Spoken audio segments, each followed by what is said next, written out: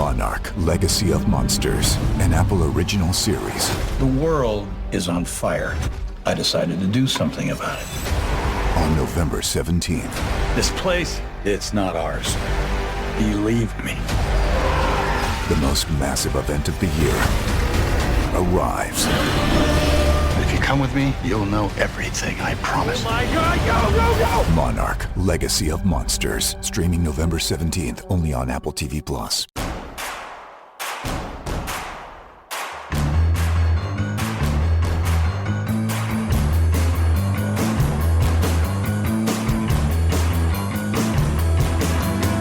From your favorite source for Chicago White Sox talk, delivering news, interviews, analysis, and more. This is the Sox Machine podcast with your hosts, Jim Margulis and Josh Nelson. Thanks, Rob, and welcome to the Sox Machine podcast. I'm your host, Josh Nelson, and it's Tuesday morning, November 14, 2023. I'm sorry we are a day late with the podcast because I just got back from a mini vacation celebrating my wife's birthday. Love you, baby. So what did I miss? Well, as I was about to board my flight, Jason Benetti was already on his way to Detroit. Chris Getz admits he doesn't like the current White Sox squad. Welcome to the club. And the White Sox might not be as transparent about Dylan Cease's trade market, or quite frankly, anyone else is on this current squad with the exception of Luis Robert Jr. Oh, and the offseason plan project budget of $185 million? That might be just a tad high. So let's discuss the bag of concerning news surrounding the Chicago White Sox. Joining me is the managing editor of SoxMachine.com. It's Jim Margulis. And hello, Jim. If the White Sox are going to have this level of breaking news with, example, Jace Benetti's departure, I'm worried what will come in January when I go on my honeymoon. At least it should be like mostly, knock on wood, should be mostly like normal transactions. Maybe they sign a slew of players who have been on the shelves for a while, like the after holiday rush, discounted, marked down prices. That's when the White Sox get on it and figure like, we can buy holiday stuff now, put it in storage, and then break it out in November, and we'll have saved a lot of money. And then probably November comes around, they forget they bought it and replenish it and realize like, oh yeah, I can't remember what I actually did. But yeah, that's good for business. So like maybe you should just kind of like hang out in airports, like just you have the lounge access, just was it up in the air, or just kind of land between between airports, going to the lounge, just kind of nonstop flying in order to get this news coming because it's good for business, even though it's bad for White Sox business. Yeah, that's why usually we want to be timely with these things. Like you guys know, for those listening, we have emergency podcasts, and Jason Benetti leaving, that would have been merited emergency podcast for sure, to talk about what's going on with the White Sox broadcast of the future. We'll get into that in a moment, and we'll be recapping what happened in Scottsdale, Arizona during the GM meetings. But first, we have, as in we, Sox Machine, have an announcement to make of an upcoming event, especially for our Patreon supporters. And Jim, I will hand it off to you. What is coming in February 2024? Well, it's especially for our Patreon supporters because it's only for the Patreon supporters. It's the second annual, I suppose you could call it, but the first full-fledged Sox Machine curling outing at Windy City Curling in Villa Park. We did a pilot run last year with the members of the Veterans Committee and the guys from the 108, rounded together a couple of teams worth of curlers, a couple of sheets worth of curlers to just test it out, see whether the sport I'm very passionate about on the side would translate to people who have never played it before versus like, I'm very interested in this. Everybody else is bored. So rather than like have everybody like come out for a big thing and kind of fall flat, try it out because I'm not the most impartial of parties when it comes to how popular a curling event might be. But the feedback we got was positive. Windy City, which I'd never been to before, really great to work with. The people there are awesome, and we're happy to work with us again. So we're going to be doing the second annual, or first official Sox Machine curling event at Windy City Curling, and it's exclusively for Patreon supporters. So I put the poll out, or like the form out Monday, I should say, just gauging what the head count might be to better understand how to structure it, what the pricing might be, and then we'll be selling tickets for it later. So if this interests you, and whether you've been curling before or would like to do it at Windy City Curling on February 3rd, 2024, if you sign up for Patreon, there'll be a form right at the top with just a couple questions and some a comment box for whether you'd be interested in curling or just watching, because that's also an option. Is coming up, showing up, laughing with us, not laughing at us. You can't laugh at people if you're not on the ice yourself.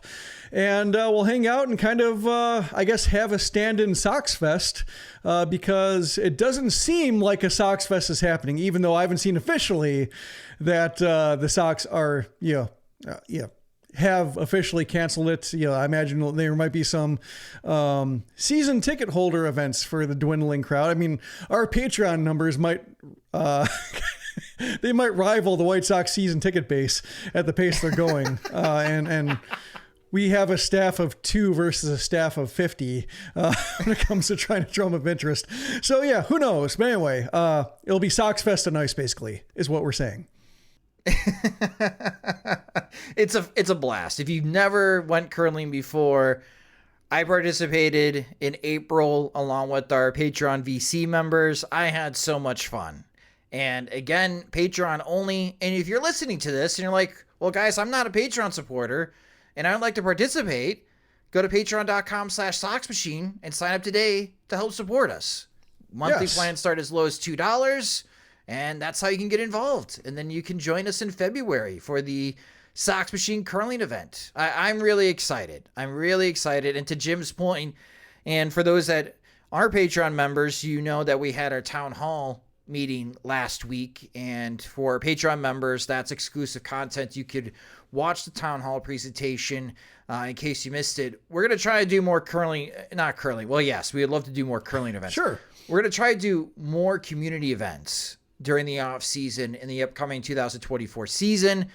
As Jim puts it well, we root for White Sox fans. And while our tagline is we watch the White Sox so you don't have to, our other tagline is misery loves company and we're good company. And boy, the White Sox could be miserable. Everything surrounding the White Sox could be miserable in 2024. But at least if we could have fun with one another and continue to grow the community, and the community itself can satisfy our baseball needs. That is our intention and goal to accomplish in the upcoming year. And the curling event is a great way to do it. So again, if you're not a Patreon member, go to patreon.com/Sox Machine to sign up. If you are a Patreon member and you are interested in participating in the curling event, definitely fill out the form that Jim has created, again, on patreon.com/Sox Machine. All right, White Sox news. Jason Benetti leaves the White Sox broadcasting booth. He signs a multi-year contract with the Detroit Tigers. That is key because as a Tigers employee, it doesn't matter what channel the Tigers games are being broadcasted. Jason Benetti is going to be calling Detroit Tigers games for the next few years, even though there is some questions about Bally Sports, as the Tigers are currently on Bally Sports right now.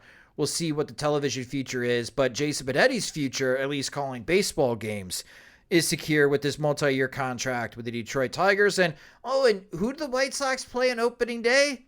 That's right, the Detroit Tigers. So Jason Benetti will be at Gary T. Ray Field, but in the visiting broadcasting booth, Jim. Mm-hmm. So that's going to be a little awkward. And right now, the play-by-play spot is wide open for the White Sox. And I get that this is old news and this has been kind of talked about. And I see it's been a wide variety of comments, especially on SoxMachine.com and social media. There are those that are very heartbroken about the news and maybe now won't even watch the White Sox on TV after saying they don't want to spend any money and support Jerry Reinsdorf and going to home White Sox games. There are other White Sox fans, maybe not the biggest fans, I shouldn't say maybe, not the biggest fans of Jason Benetti, and they're glad that he has moved on. Whatever side that you're on the spectrum, this is surprising news because out of all the possibilities of replacing Hawk Harrelson, to find someone in their mid-30s who went to Homewood Flossmoor High School, who grew up as a Chicago White Sox fan, who you could watch on ESPN and now Fox on the national stage, is the guy that's available and willing to take the torch from someone that is well known who won the broadcasting award for the Hall of Fame. It's escaping my... The Frick Award. The Frick Award, yes. To replace... The Ford C. Frick Award. To replace a Hall of Famer, and you lose him to the Detroit Tigers. Man, Jim, that's what's shocking. At the end of it, days later, it's still shocking that this happened. Yeah, the word I keep coming back to is small. Like, it's just so small. It's small markets. The White Sox losing a broadcaster who is, at this point, I think you can call him nationally renowned with his work on, for Fox, especially college football, but basketball as well. Like, he's all over the place and profile growing bigger by the year. And to lose him to Detroit, and no offense to Detroit, I mean, it's a lateral move in terms of like baseball. Market size, it's a step down, I would say, like being in Chicago versus being in Detroit. Like being White Sox and sometimes Bulls is bigger than being Tigers and sometimes Pistons, just in terms of like the brand recognition that the Bulls have. So like that's a blow in terms of like just the White Sox reputation.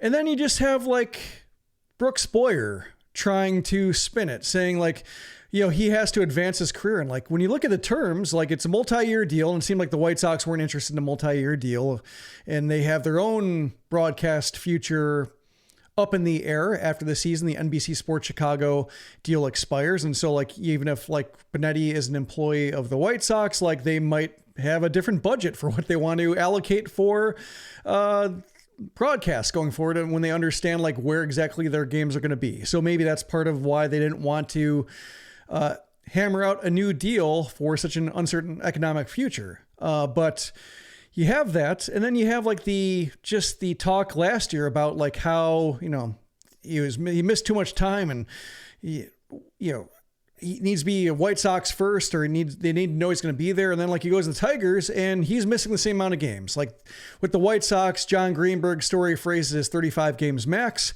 The Tigers phrased it as 127 games at least. So you do the math, 162 minus 35 is 127. So the same exact terms, like he's not going anywhere to advance. He's going to Detroit to hold his ground, whether it's like just having the security he wants and the flexibility to be able to call all the games he wants and the assignments he wants and the networks and streaming services that he wants to be a part of. So like the Tigers are showing that they're appreciating more than the White Sox. I mean, that's just what it comes down to. It's not advancement, it's appreciation.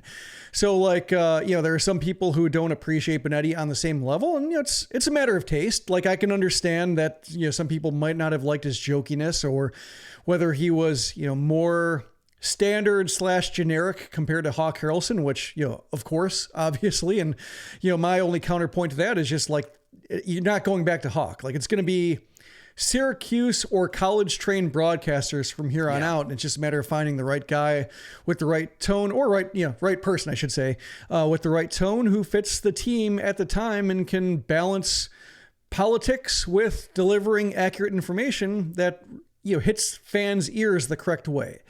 It's not going to be easy. And so that's why it takes college trained broadcasters a lot of experience to balance that, all the interests, the corporate interests, the sponsor interests, and also the fan interests. So, it's not going to get any crazier or off the cuff from here. There isn't going to be another Hawk. It's going to be probably broadcasters from here on out. So like Benetti basically broke the seal on that.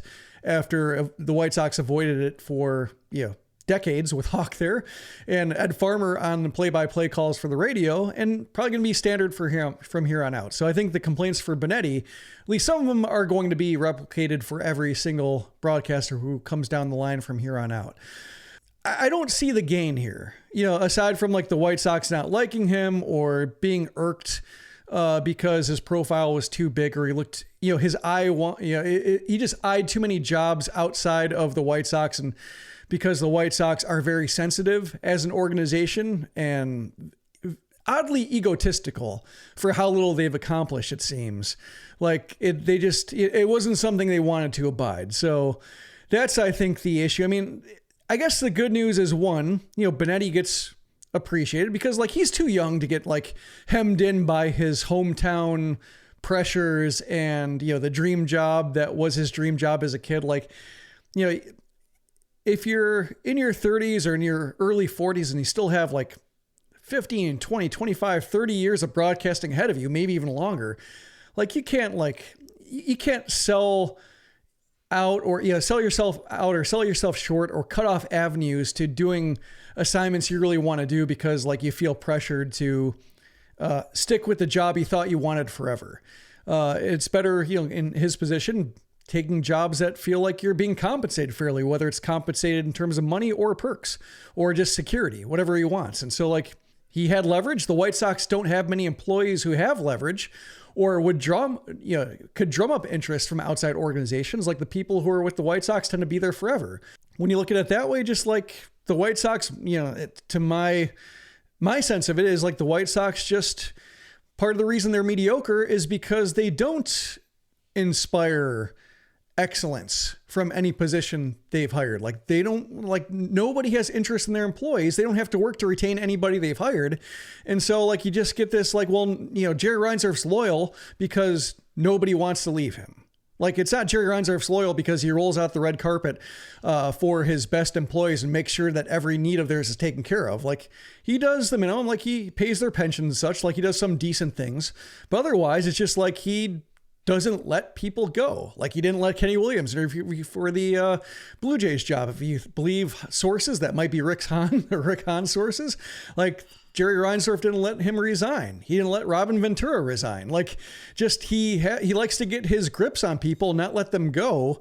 So like when Benetti has leverage and he has an agent and he has all these people who might want to hire him, I can see him being annoyed by that. And good for Benetti for not like feeling like guilt tripped or hemmed in by the White Sox, like feeling like they need to put their stamp on him. So yeah. If this is how it was going to be, because it was awkward last year with the negotiations and how long it took to confirm that Benetti was returning, like, yeah, good for him. Like, get out. Like, go check out other markets. He can always return. Like, the White Sox get new ownership, like Pat Foley. Right. Like, Pat Foley's a good example of just being pushed out by ownership and, like, coming back when things changed up top. Like, he can come back. Like, I imagine, like, there is a possibility of him, the job being attractive to him again. So wouldn't rule it out. So yeah, good for him getting what he deserves and getting compensated fairly. And for the rest of us, like whether it's like Mike Monaco, who is like even if it's not Mike Monaco, like he's a good representation of like the next young college trained broadcaster. Like at least Benetti set a good booth and a good example for like what Steve Stone should be doing. Like Benetti did a good job of being a forward-thinking broadcaster. Now, hopefully the person who comes next can help, pick up the ball and run with it. First of all, I'm a college-trained broadcaster, and I'm taking a little offense to it. No, I'm kidding, Jim. With the angle that you're going with. No, I agree with you. So you mentioned, I don't know where the direction from the White Sox perspective is going with letting Jace Benetti go and having him talk to Detroit and then ultimately losing him to Detroit. Here's my feeling, and we talked about this on and off the record. This is the last year of NBC Sports Chicago, period. I cannot see Comcast wanting to continue the RSN model. What company in North America wants to continue the RSN model? All we continue to watch, hear, and read is the RSN model is dead. Hell, Bob Iger the Disney CEO, is ready to take ESPN, Jim, direct to consumer. Think about that. Direct to consumer, the most popular cable channel ever. ESPN is the reason why people have cable. If you yank ESPN off every cable provider and make it direct to consumer, that radically breaks the system. Like everyone's complaining about streaming, and it's like, oh, I'm going back to bundling cable again. Like, I just might as well subscribe to cable until Bob Iger says in 2025, we're ready to go. ESPN's ready to go direct to consumer. You come directly to Disney. That's it. No more ruthless conversations or negotiations with cable providers. We're yanking it, money direct to us, period. So how we consume sports on television is going to radically change, folks, in the next couple of years. And it is coming. And for the White Sox, this reckoning is also coming. And I do believe they're going to pivot. They're going to move over to Stadium. Why buy out so many of the shares for Jerry Reinsdorf's point of view? So I think 2024 anyways was going to be the final year of Jason Benetti and Steve Stone. And the White Sox were going to be moving on to a new team. So to your question, why would the White Sox do this? Well, now they get a year test run with the new play-by-play guy. The problem with Mike Monaco is he just signed a 3-year contract with ESPN. So he's going to have to miss games. And he calls ACC baseball games, and he calls basketball games as well. So I don't think you're going to see a lot of issues at the beginning of the season. You're going to see some issues towards the end of the season when college football gets started in August and September, and he's going to have to miss some weekends. He's going to have to miss some Friday and Saturday games, and you're right back to square one with the issue that you had with Jason Benetti. There is Connor McKnight. Connor McKnight would step in, fill in when Len Casper had to do TV duties because Jason was out. Connor would do radio, or what we saw towards the end of the season, you would have Jason Benetti and Connor McKnight call games together. I think you can give Connor McKnight a shot for a year and see where you're going to go. But Steve Stone's contract, supposedly last reported when they entered in the club option, is going to expire after 2024. And then who knows? You're going to have to get a new broadcasting team anyways, but you're going to go to a new broadcast model anyways to Stadium. So, all right, Jason, you got a call with Detroit. How about you go interview? And if it is a serious offer and you're willing to take it, go ahead, because we're going to pivot anyways. This is going to be the last season of this agreement. And if you leave, okay, oh, well, let me go find someone to give them a year test run. If they're good, then we'll keep them. If they're not, then we'll go back to square one and interview more people next season. Yeah, I can definitely see that. I think my question would be, or concern would be, like, Detroit's dealing with the exact same thing. Like, this is not unique to the White Sox having like a huge decision to make where their games are going to be next, because Detroit's a Bally Sports product. They have their own, every Bally Sports market is wrestling with the same thing. So they made the commitment to Benetti. The White Sox didn't. Maybe the White Sox come out okay, like the Cubs did with Boog Sciambi, going from Len Casper, everybody devastated by that news, and then they got another broadcaster of renown that did the job well enough, even if some people might like Len Casper more. I think what the White Sox maybe won't understand, or what might take the next person a while to get themselves, is like Benetti seemed really good at connecting with fans. Like, he really seemed to make that a point. Like, part of it was the pandemic, being in the middle of it, and no fans in the games and such, and being taking his responsibility very seriously about like how he was in the time of like forced isolation, separation. Like, he realized he was a voice for a lot of people that it was there for them every day, and so like he took that seriously. But also just with his various causes that he supports, and his background with cerebral palsy, and just being an advocate and trying to be a role model for people who might not see a whole lot of representation in the media for people with disabilities or early obstacles. Like, I think the empathy that he showed for various causes and such is off the charts, and I think a lot of White Sox fans really appreciated that from him. And any kind of emceeing he could do for any organization inside or outside baseball. It seemed like he would do it if his schedule allowed. So he gave a lot of himself. And I think that's going to be what the White Sox might not appreciate, or what the next person has to understand why, like, I sound like Benetti, or at least I have the same background. I have a lot of experience. Like, we're both calling games. Steve Stone is offering a lot. Like, why am I not hitting the same way? And I think that's probably the shoes they have to fill. Like the last 15% I talked about, because I wrote about, like, a Mike Monaco type or whoever can probably get 85% of the way there based on just their experience and their training and everything like that. But the last 15%, I think, is what Benetti offered from his life experience, his Chicago experience, his experience growing up as a 1990s White Sox fan that directly related to so many people watching. Like, that's what's going to be difficult to replicate. And I don't envy the next person who comes in, even if they are getting what they think is their dream job, because it was Benetti's dream job as well. And it's going to be like, say if it's a case where, like, just the next person does not hit right, and the White Sox, show them loyalty that did not show Benetti, I think it's going to, raise more questions than answers. Yeah, and the question would be, is this guy cheaper? Yeah, like my fear is like Steve Physiak or something like that, like some Royals reject of just, a veteran broadcaster who just completely interchangeable, bounced from market to market, never really made a mark. In Physiak's case, just like working with Rex Hudler, I think just overexposure to Rex Hudler.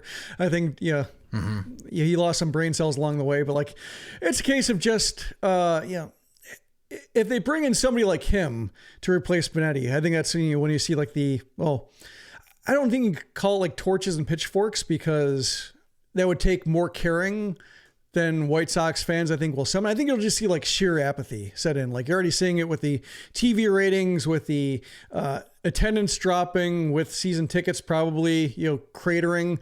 I think you'll just see it more and more. It's just nobody caring, nobody tuning in, people looking elsewhere for summer entertainment.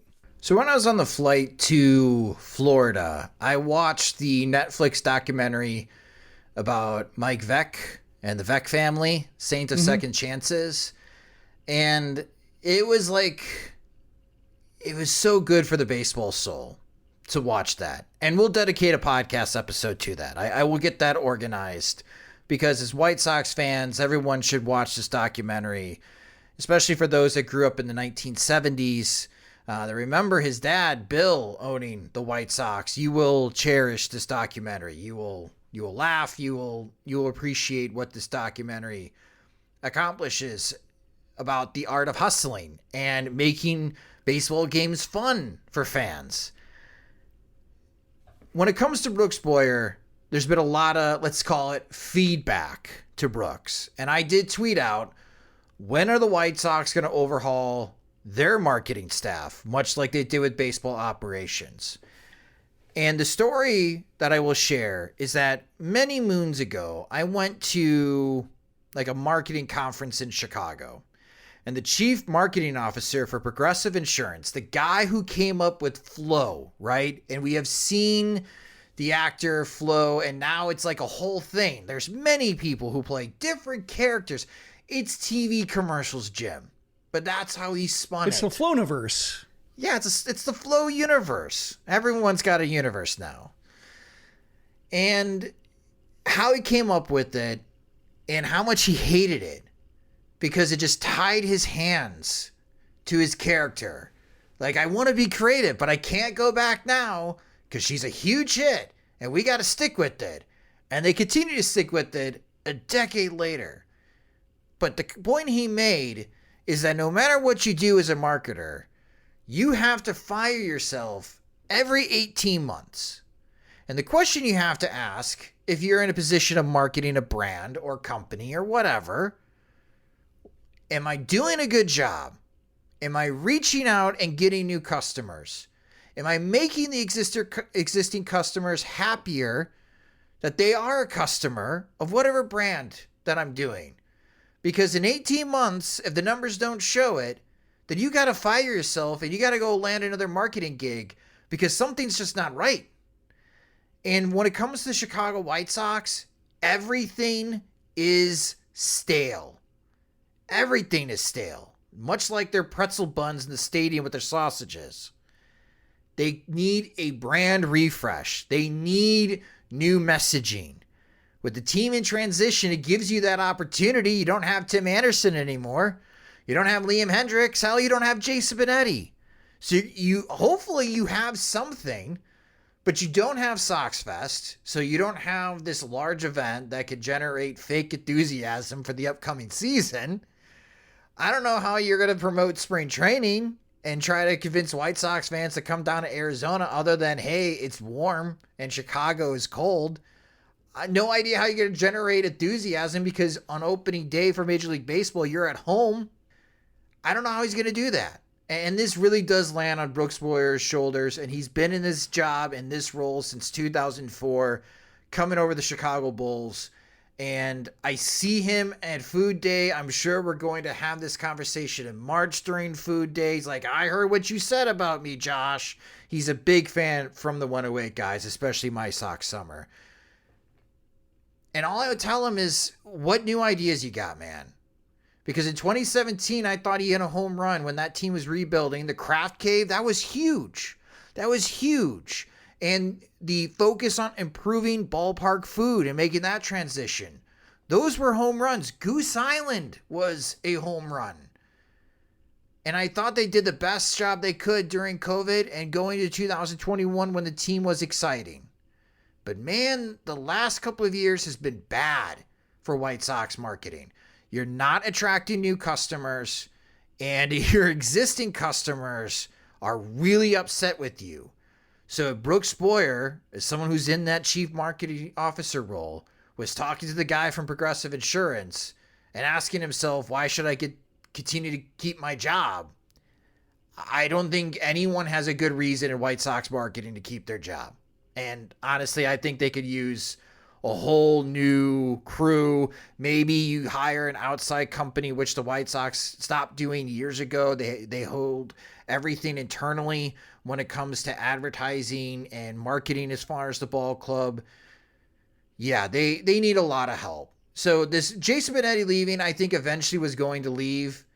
But now that you don't have a TV broadcaster, now you're not having Sox Fest. Season tickets are going down. Attendance is going down. TV ratings are going down, Jim. Like, this is a perfect storm nightmare for any marketer. And for those that are listening, maybe you're in marketing and you know that this is bad for the Chicago White Sox. And you may also counterpoint, Josh, well, how would you market this team? That's a great question. I don't know how to answer that question right now, Jim. I don't know how you market this team. You just sit on your hands and wait, and that's why you don't have any off-season events to generate enthusiasm, because you don't know what to generate enthusiasm for. Life as a Chicago White Sox organization, that's where they're at right now. So, yeah, it's a lot of chatter about Jason Benetti leaving, but Benetti leaving, I think, eventually was going to come, but ultimately, I mean, just as far as like paying customers and generating interest, which obviously we rely on as well at Sox Machine, the White Sox need a lot of help. They need a lot of help, Jim. And I think with this departure of Jason Benetti, just kind of, it's one more punch in the gut of, man, we could use some help. We could use a marketing refresh. Yeah, I think Lawrence Holmes, I want to say, was the one who said like the White Sox, or not for the White Sox, but the play-by-play person is like the front door of your team. Yes. They are the voice, they are your daily connection to the team. You hear them every day, all summer.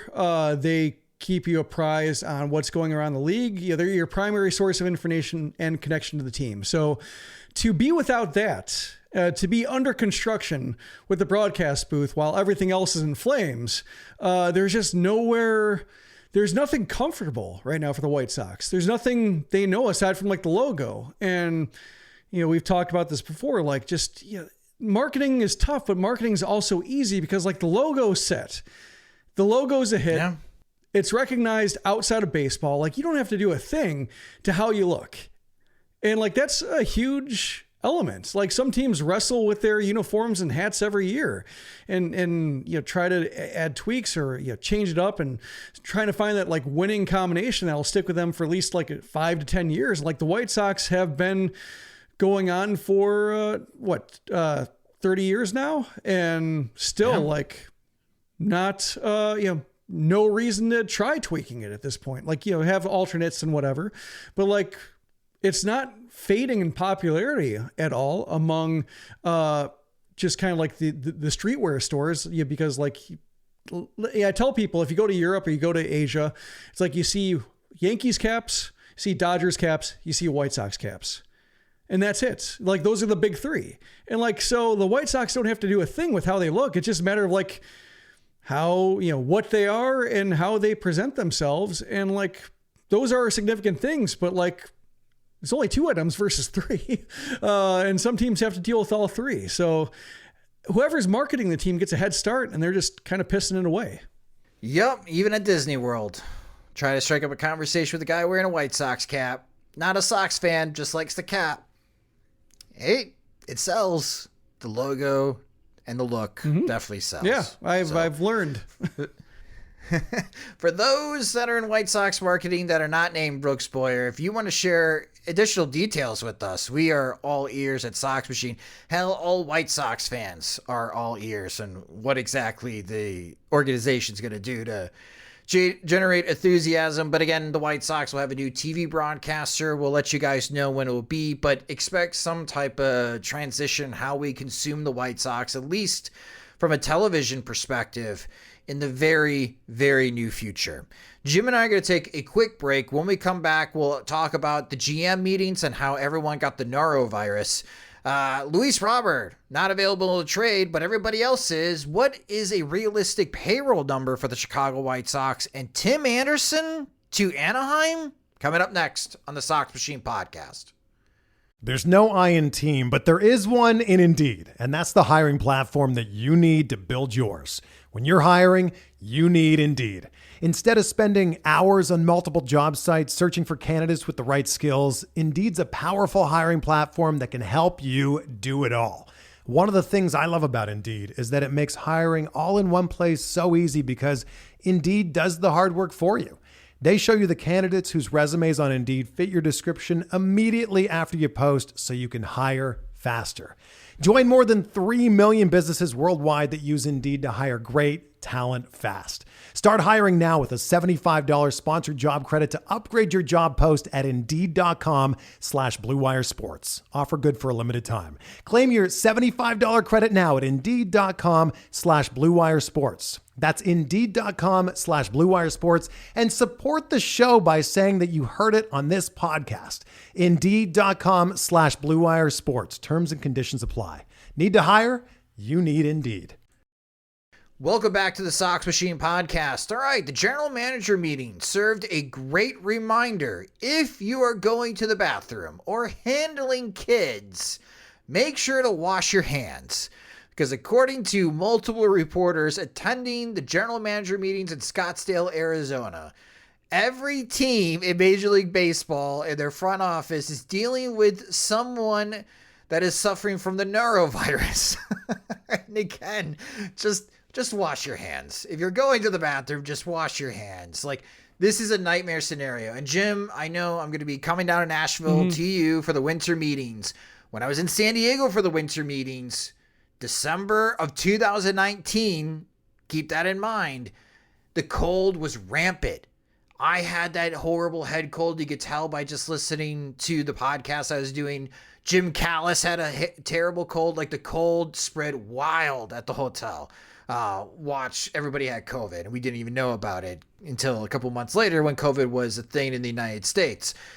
Yeah, so that's my fear at like the winter meetings, is that we both get really sick because something gets spread. But anyways, before everyone got sick and they canceled the GM meetings early, there was some news. Obviously, the big news was Chris Getz and his infamous saying that he doesn't like this team. I'm sure that will stick around for quite some time. He continues to take a deep dive, as you wrote about on SoxMachine.com, Jim. That seems to be his early catchphrase.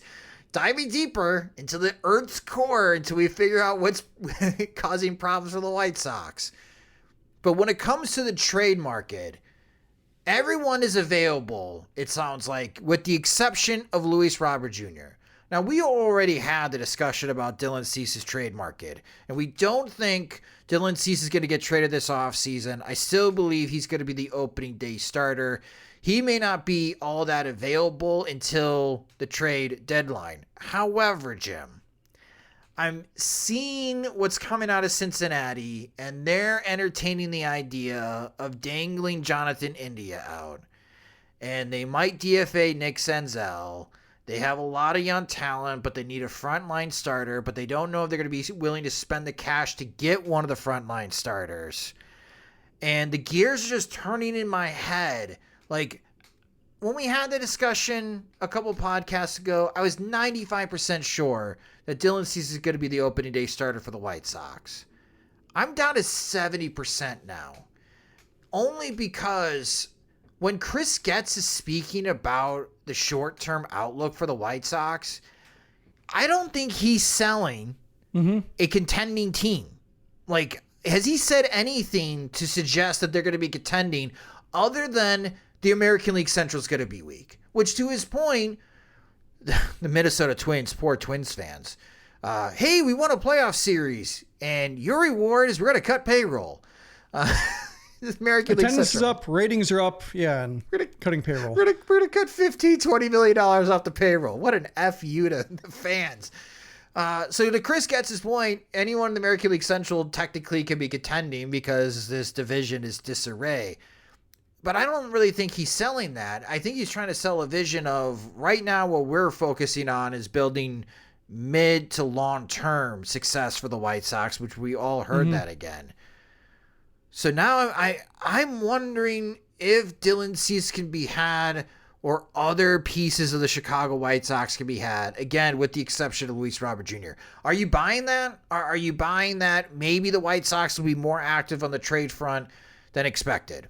It could be. I mean, like, I think when it comes to what the White Sox have, and the reason why you haven't heard Chris Getz like determine a direction, or why you've seen him kind of walk back or slink away from Jerry Reinsdorf being very aggressive early and saying, like, we don't have a year to waste. You know, we want to, we're embarrassed. We want to get right back in this. And it's like, yeah. And then as, then August and September roll around. Well, I'm still taking a deep dive. And then November rolls around.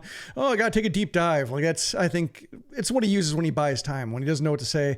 It's kind of like buffering, just the wheels spinning. There's no development happening, just buffering, diving deep. That's kind of how I read it. Like, doesn't really mean anything. Just there's nothing to talk about. So it's a way to look busy or sound busy without actually doing anything. But I saw a similar thing. Like you mentioned the Reds. I saw like Derek Gould of the St. Louis Post-Dispatch talking about the Cardinals and how they might be a fit because they have to get innings and Cease delivers innings and starts. And they have a whole lot of young talent that hasn't quite clicked.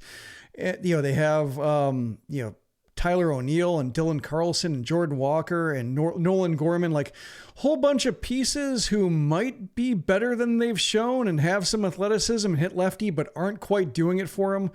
And they've had some guys like Randy Arozarena who left the Adolis Garcia. Yeah, that's what I was thinking. Like, yeah, the other postseason hero. Adolis Garcia, like also just not clicking with the Cardinals, but finding success elsewhere. Like they have a whole lot of guys, more bats than spots or more guys than spots, but not sure which guys are going to be right for them. Like, and they might have some option situations coming up, like Mason Wynn, trying to, earn his spot in the Cardinals infield, but not having a great first crack at it. Like they have a whole lot of guys who might fill spots the White Sox could use. And, another case of just having a interesting array of young talent plus prospects plus like guys who just might be had cheaply and might be able to throw in a deal that a year ago you might not have been able to get. And there's a reason why, but also the Cardinals have been swinging and missing more often than usual when it comes to developing talent. So they might be a case of like their approach getting stale and needing a huge refresh. And, maybe a team can take advantage of that. So I can see a situation where like Cease is, they've been more open to dealing Cease all along than they've let on. Going back to Rick Hahn and Kenny Williams when they're in charge, and saying like, well, what's the point? Cease won't be around for the next good White Sox team, whereas Robert might be. And Robert, you can hold on to for another full year, show that he's capable of playing a full season. Maybe his trade value gets even higher. Maybe some teams are still skeptical, like he doesn't walk and he gets hurt still a little more frequently than we care for our tastes. So we're going to, not be super in or, selling the farm for Luis Robert. But that's why I think, it doesn't make sense to trade him yet. But yeah, sure. Dylan Cease, like I can see it, but I think it has to be part of a super active off season. Like you can't just be like, you trade Dylan Cease and did very little else. And now you're just looking at like a crap product and maybe crap broadcasters who are trying to sell it depending on who they get. Like it has to be part of like I don't know how many moves, like a dozen moves that make you feel like, I don't know me watching this year. That, it could be a 70-win team. It could be a 60-win team, but like there's enough change that like I'm distracted by the amount of new names and faces that I don't know what's going on here. I'm going to be spending all spring like learning which player is what number. And it's just enough to like show things have changed. But I think if they do trade Dylan Cease, it has to be part of a big thing where Dylan Cease is just like one guy who moved and one guy who was replaced versus a minimal thing where like, yeah, we trade him because the price is right. Also, here's a bunch of quadruple A guys to take over. Good luck. See you in 2025. I don't know how viable it is as far as like what Eloy Jimenez's trade market is going to be. I wonder if it's going to be similar to what Jake Berger. Maybe you get somebody, a AA starting pitcher again. And is that worth it to shed $13.8 million and open up another spot in your lineup? Maybe to bring another veteran DH to take over for Eloy and start preparing for 2025. Like I'm curious on how Chris Getz, and let's bring in Josh Barfield in this conversation, what they mean and like trying to build for the mid to long term of this organization. I thought it meant really focusing in on who they're going to be going after the Major League Baseball draft, because they're going to have a high draft pick, who they could possibly be targeting on the international front. But maybe they have to give another boost to the farm system with trades. But that just, the look of that is you're rebuilding, right? You're rebuilding if you're trading more of the starters away. And that's not what Jerry said when he hired you. That's why he didn't need to go through a full interview process. And maybe as you continue to take this deep dive into Earth's core to figure out what's going on and what's, the problems with the Chicago White Sox organization. Not that I would disagree going in that direction, because clearly the core is not working out. But when it comes to the payroll, this is important because Bob Nightingale of USA Today made an offhand comment that the White Sox are looking to cut payroll in his Sunday notes column. And when it comes to White Sox information, I'm just going to have to assume Bob's got the right information here. We did the offseason plan project at $185 million. Maybe that number is actually closer to like $160 million for the White Sox. When I fill out a 26-man roster with the players that are existing on the 40-man roster for the Chicago White Sox, and their 40-man's like at 35, 36 guys. So a lot of league minimum salaries. But if you fill out the 26-man roster with the existing 40-man, I got the White Sox right now, when you include the buyout and dead money, Jim, at $117.2 million. So let's say it is $160 million. You got $43 million to work with. However, you got to find a catcher. You got to find a shortstop, a second base, right field, 3 starting pitchers. For $43 million?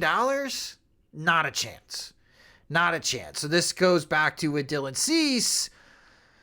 In some type of package, in that return, do you get someone that can plug one of those spots? Jonathan India plus Reds prospects. Does that possibly get a deal done? And India is your starting second baseman, and you sign someone like Paul DeJong to be your starting shortstop.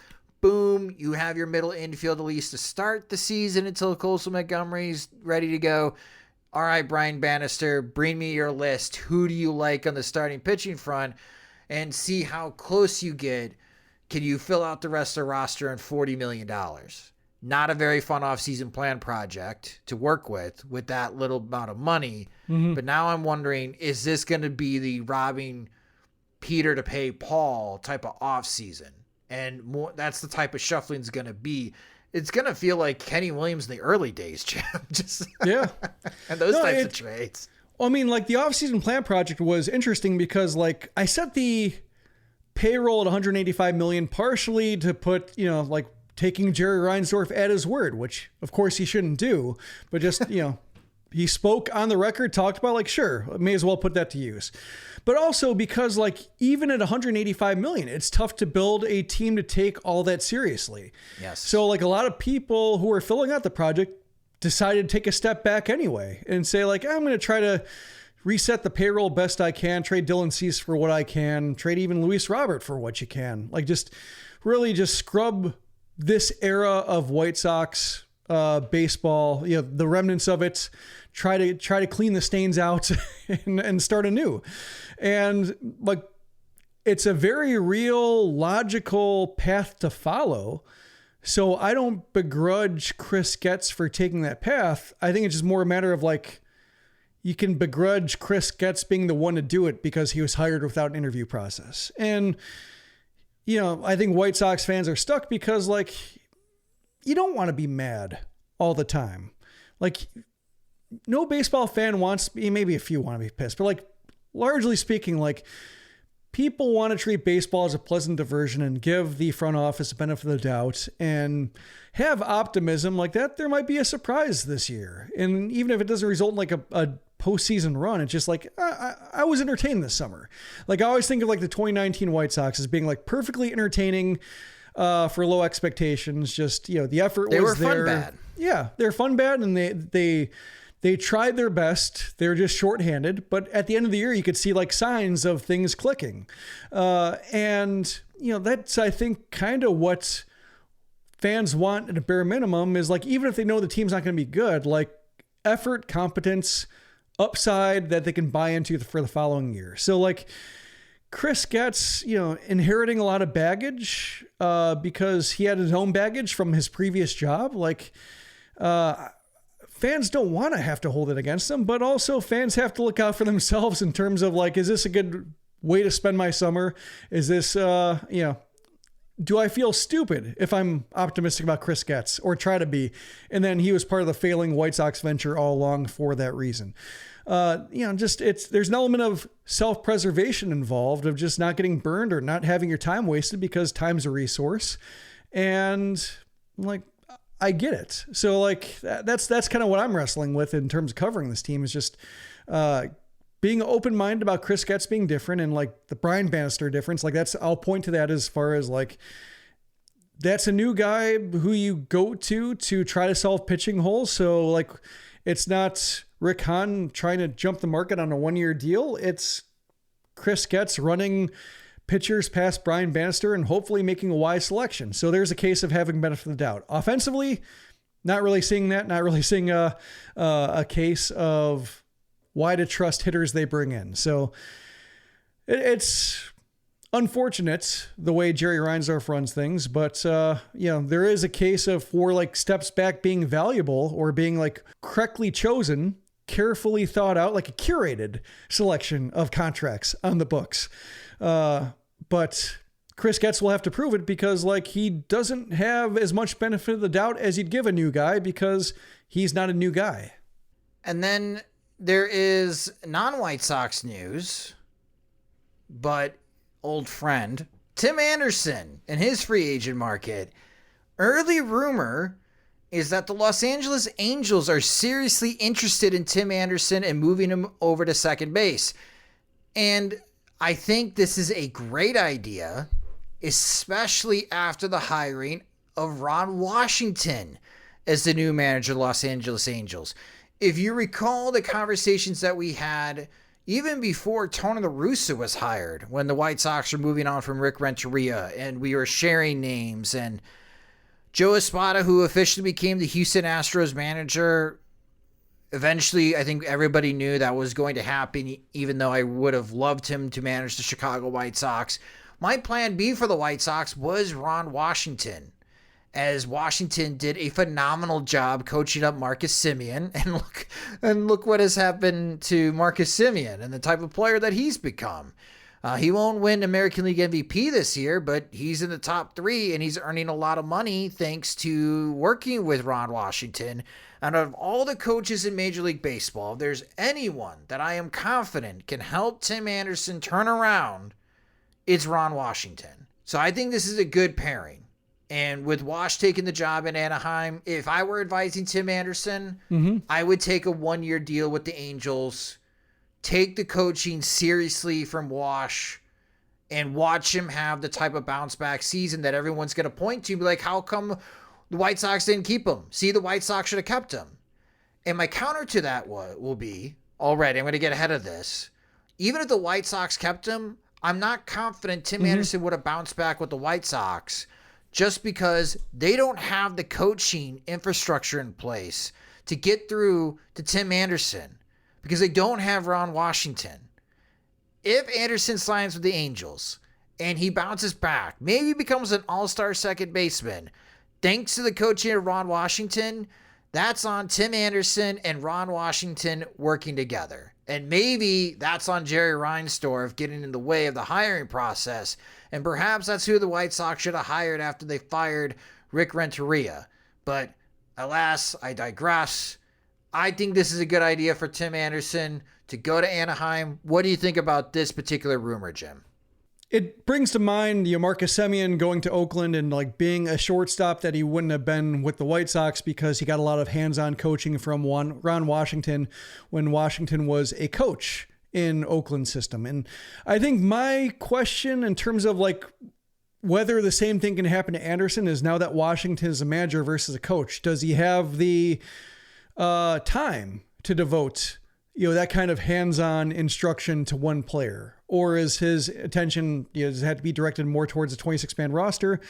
Even like, beyond the 26-man roster, when spring training comes around, for figuring out like who the first 3 or 4 players up might be based on what he's watching. So that's, I think, one thing that might be different. But yeah, Washington certainly has a lot of experience in that regard, has a lot of experience with like off-field issues, which, and one thing I did not recall from the hiring till I saw it in Craig Calcaterra's newsletter was that, I had assumed, or just kind of like my memory told me, that Washington had to step down abruptly from the Rangers because of drug problems, because he did have the cocaine positive test that in 2009.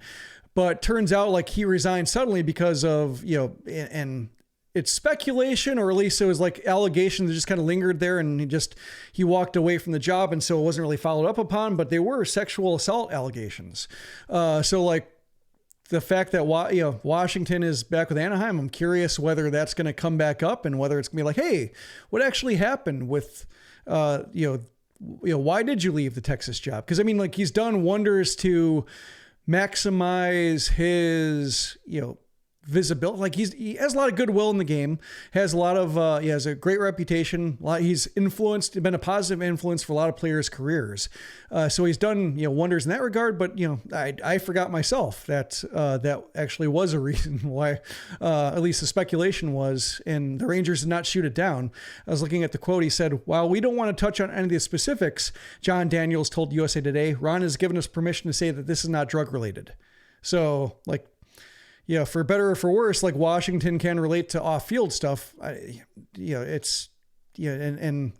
had marital problems too. That's what he alluded to when he stepped down, like just having family issues. So like, has a lot of life experience to share.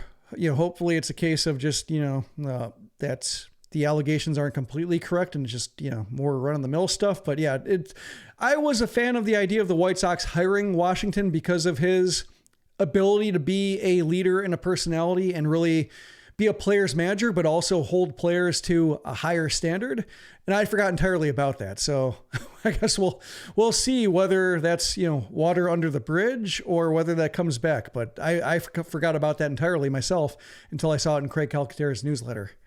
Yeah, we'll see. And I guess now I totally forgot about it too. So that's geez, that's my bad. What was that, 14, 15 years ago? It was, yeah, that was 2014. So 2014, 9 years. Yeah, the cocaine test was in 2009, so that was 14 years ago. Got it. Yeah.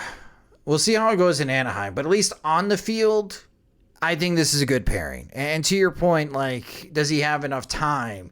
I think Wash would make time for Tim Anderson, because if you can get 2019 to 2021 version of Tim Anderson playing second base, batting leadoff in front of Mike Trout, that's a big boost to the Angels offense. So I think you would make time as the manager to work with Tim Anderson to see he gets it back on track. But if this does come to fruition, I think this is a good landing spot for both Tim Anderson and the Angels to work with Ron Washington and see if he can bounce back. This is a very short-term deal. Ron Washington only has a 2-year contract to manage the Angels, so they're expecting wins immediately.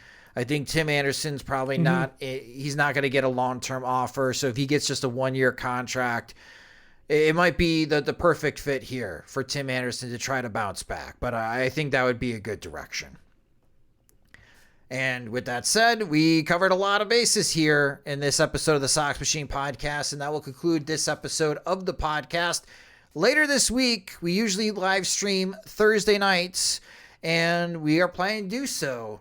And it is going to be my birthday episode. And to give you a little teaser, we're going to give our free agent predictions on where guys are going to sign. So if you want to see Jim and I embarrass ourselves again, hey, last year we did pretty good. We did pretty good. I nailed the big White Sox signing, but we're going to make our guesses for the top 10 free agents, who we guess will be the big White Sox signing this offseason. Again, we'll be doing that live on November 16th, Thursday night on youtube.com/Sox Machine. You can also watch on soxmachine.com. So look forward to seeing everyone there. And we'll be back. The holidays are coming up as well, but we'll be back to our Monday regular scheduled posting as I'm back from vacation. But that will do it for this episode of the Sox Machine podcast. Thank you guys so much for listening. If you just discovered the Sox Machine podcast, you can subscribe to the show wherever you listen to podcasts, such as Spotify and Apple Music.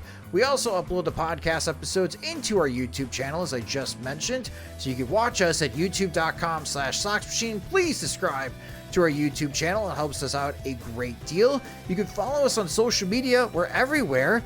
Twitter, Instagram, Facebook, Blue Sky, Threads. We're at Sox Machine. You can follow me there at SoxMachine_Josh. If you listen to the beginning part of the show, we already promoted Patreon. But again, if you enjoy our work and you want more, you can get more by becoming a Patreon supporter at patreon.com/Sox Machine. The Sox Machine podcast is a production of SoxMachine.com. You're on for all things Chicago White Sox baseball and part of the Blue Wire Podcast Network. Alongside Jim Margulis, I'm Josh Nelson. Thanks for listening and watching.